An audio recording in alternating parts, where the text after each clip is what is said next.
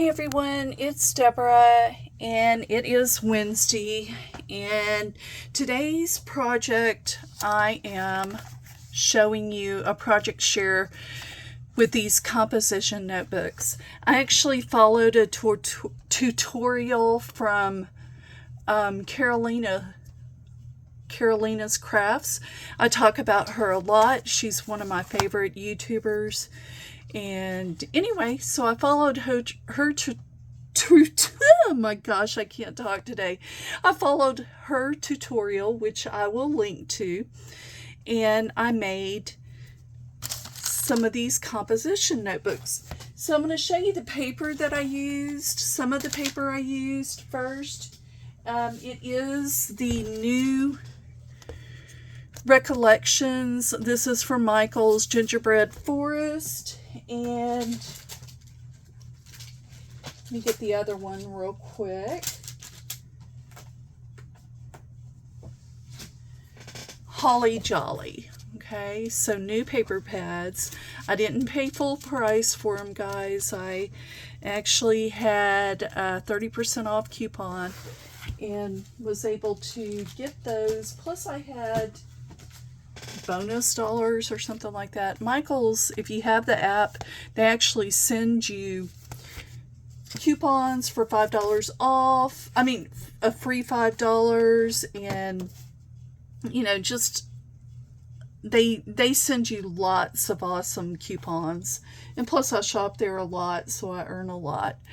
But anyway, here is the first one using Gingerbread Forest. And let me make sure that I have, So Gingerbread Forest, the paper is so cute. I mean, look at that. I wanted to have the gingerbread baking baking company on there and the old-fashioned hot cocoa, but the hot cocoa wrapped around. So here is some other paper from that collection, and then this is from that collection, and then I just used some of the strips. But I followed Carolina's tutorial completely, and the only thing I haven't done is like put tags or anything in here yet. I just made this one. This one's actually still drying, so but anyway, and then there's the back cover. Super cute. And I added some of my, this is those ribbon bundles that I buy at Michael's. I catch them on sale, and I use that ribbon. I use that ribbon for that. Okay, the next one is from that Holly Jolly collection, that pink. This is my favorite paper right here, is this reindeer. I love deer for Christmas. This is probably one of my favorites. And then this is some of that ribbon, another collection, maybe from the spring. And I used two different ribbons and layered them on top of each other. And I thought they just really go with the deer. Okay, so I did add cut aparts to this one. These are cut aparts from the collection. So there's a little, pocket on right there. And then this is from the collection in a strip from the collection that I cut down. And the same with the tabs. That's from the collection as well.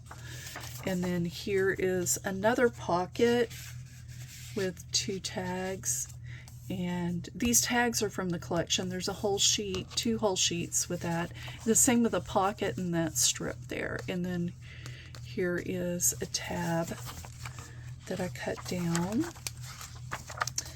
And then here's more of that collection. And then this is back pocket, and then the back cover. Very cute. And then I didn't put tabs on this one. This one's still drying. This is from a different collection. This is from Baking Spirits Bright, which is Echo Park. Yep, I believe it's Echo Park. And this one's still drying, so bear with me. I did use some of the trim from Michael's, And then I had to use a lot of solid paper because there's not a lot of print paper that I could use and still, you know, have covers. So I did, because I use solids, I went ahead and used a lot of stickers for this.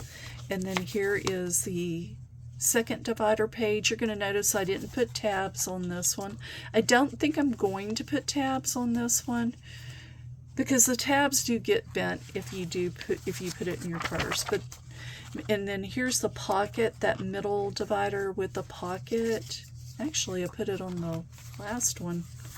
It's still drying. So guys, yeah, I put it on the last one. Usually I put it on the middle one, but the middle one was, let me see real quick. Let's go back to the, I did put a pocket on the middle one too as well. Okay. And the reason I put a pocket on this one is because it was so plain. Kind of like I probably could have put a pocket on this one too as well. So let's get to the back. This is the back inside cover and then the back cover. Okay. So with these, if you follow her tutorial and you want to make a bunch like for a craft fair, I would mass cut. So what I did is I went ahead and mass cut. When I was cutting my paper, I went ahead and did mass cutting and, you know, cut 2 at a time. Okay. And so here, I mean, here are some others. This is from the Baking Spirits Bright. This is from those 2 collections from Michaels right here that are ready to go. I've already glued the covers on. I just have to work on the insides. And then from Baking Spirits Bright, I have all of these ready for me to go ahead and finish. And then this one's from Baking Spirits Bright too as well. And all I have to do is go in and glue the pages and, you know, just finish those and finish decorating, and those will be ready to go. I also want to show you some of the fall ones. This is a Michaels paper as well, and that is Berry Tapestry. This paper is so pretty, guys. The fall paper this year is just beautiful, and I'm not going to do a flip through or anything like that. There's so many videos with flip throughs for the new Michaels Craftsmith fall paper. I mean, you can go look for a video on that if you like. But anyway, these are fabulous for craft shows, and I probably shouldn't have showed you fall because I'm going to show those on Friday anyway. But these are fabulous for craft shows. And if you mass produce, oh, by the way, these little notebooks are from, you get them as a 10-pack at Walmart. But you can mass produce these. 112 by 12 paper can get you 2 sets of covers. So,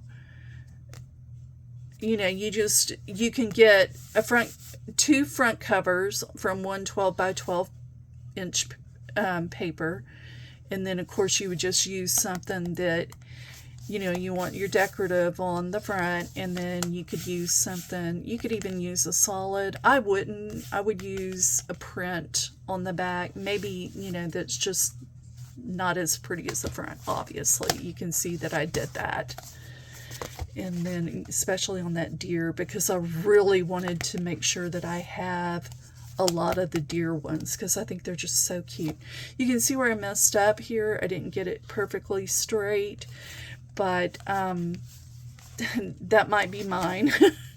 And but yeah, I mean, if you're going to mass produce, so cut them all out, do the covers, the front and the back covers, and then, I mean, cut everything out and then do the front and back covers, all of them, and then come back and do your pages, your page dividers, and the inside cover covering it. And then if you're going to use tabs, you know, punch those out while, you know, with scrap paper while you're doing all that. But, you know, there's a way that you can do this and just mass produce.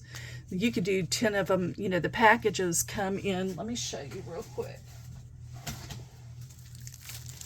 This is what you're looking for when you go to Walmart. It's Pen and Gear composition, half composition notebooks. Oh, here we go. Right here. Right here. This is what it looks like. And there's 10. I believe these are less than $5, so 50 cents each.